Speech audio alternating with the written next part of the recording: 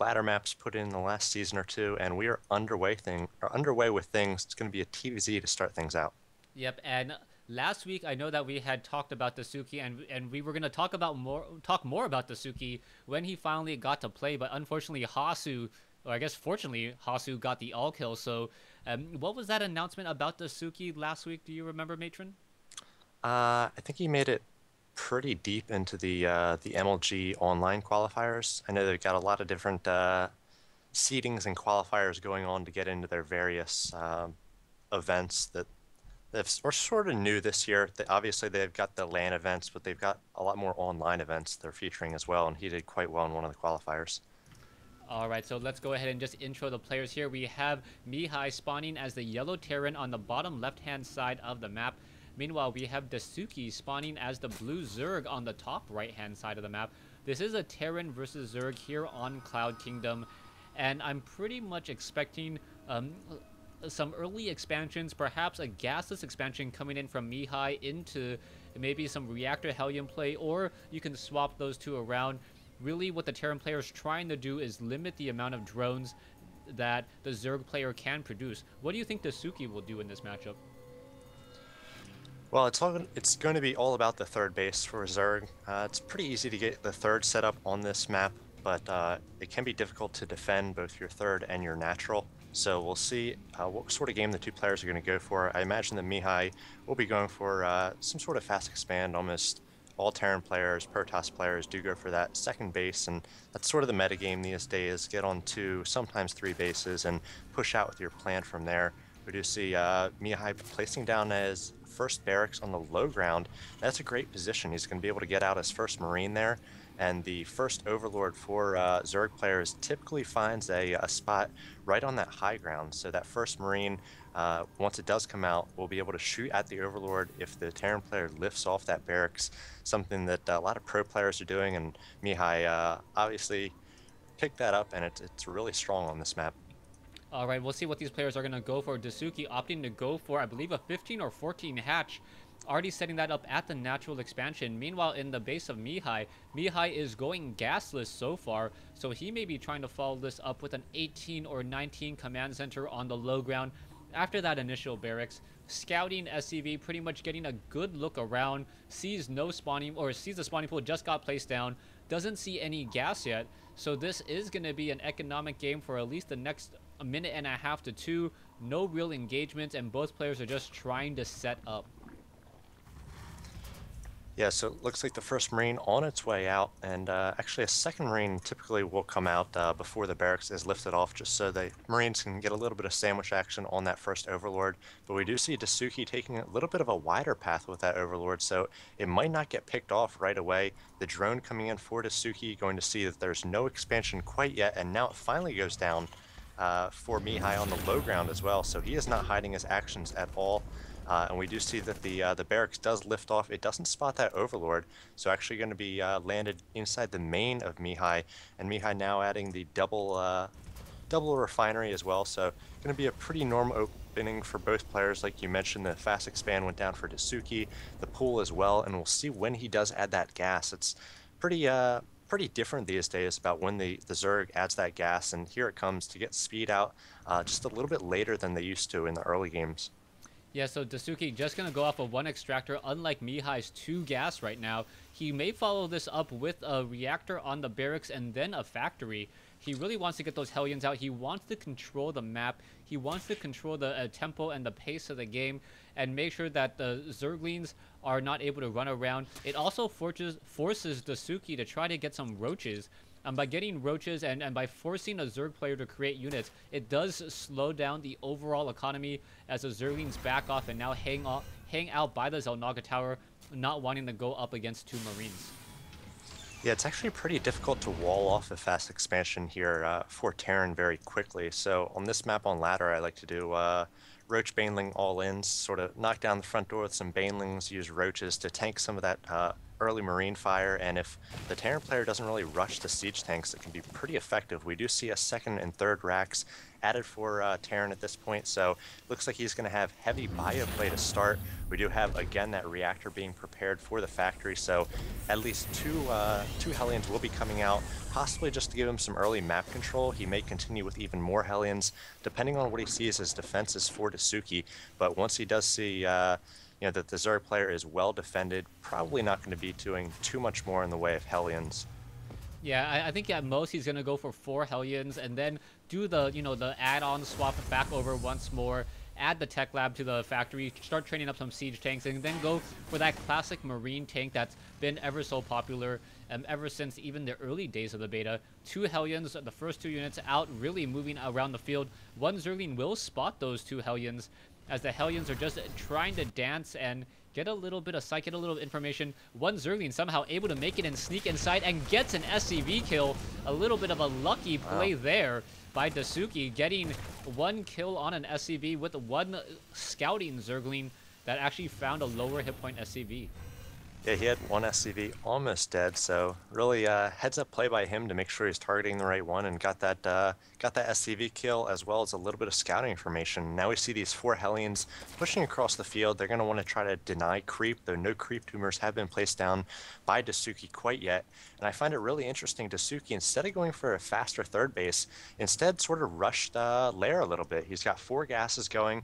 He's got pretty decent saturation, 52 drones on these 2 bases. So he's rocking and rolling on with his economy on these 2 bases, but little by little he's going to be coming or falling farther behind the Terran player, who's also on 2 bases, typically wanting to be at least 1 base ahead of a Terran or Protoss opponent. So he's going to have to make this early tech really pay off. He's getting a Spire as well as a Baneling nest here, so we'll see what he's able to do off 2 bases.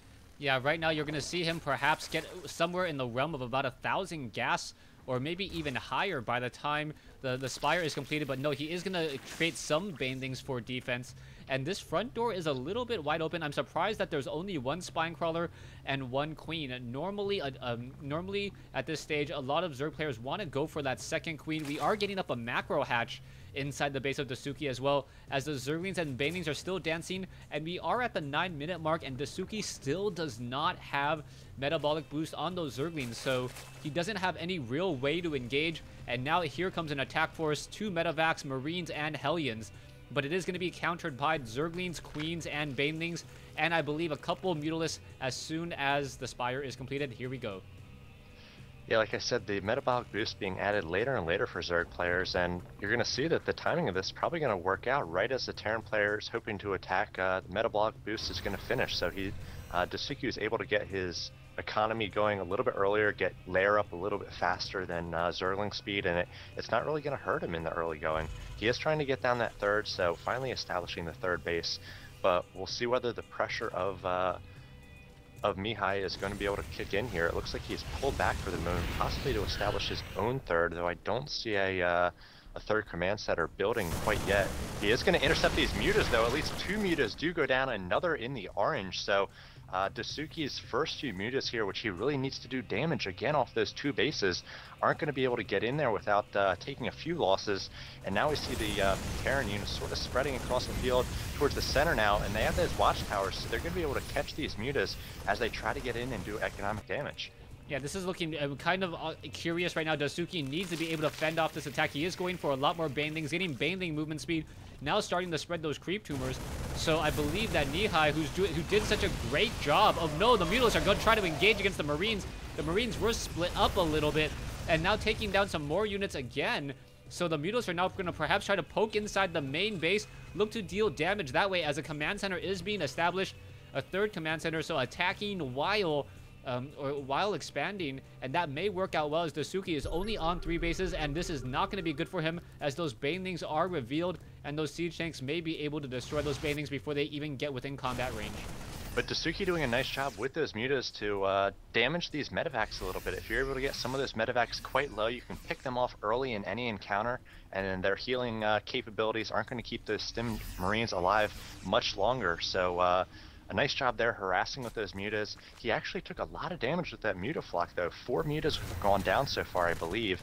And Mihai did a really nice job of focusing down mutas rather than just moving into the mutaflock where, you know, everything sort of gets damaged all at once. He focused those mutas down, so he made sure to get kills rather than allow the mutas to just sort of regenerate and poke at his units.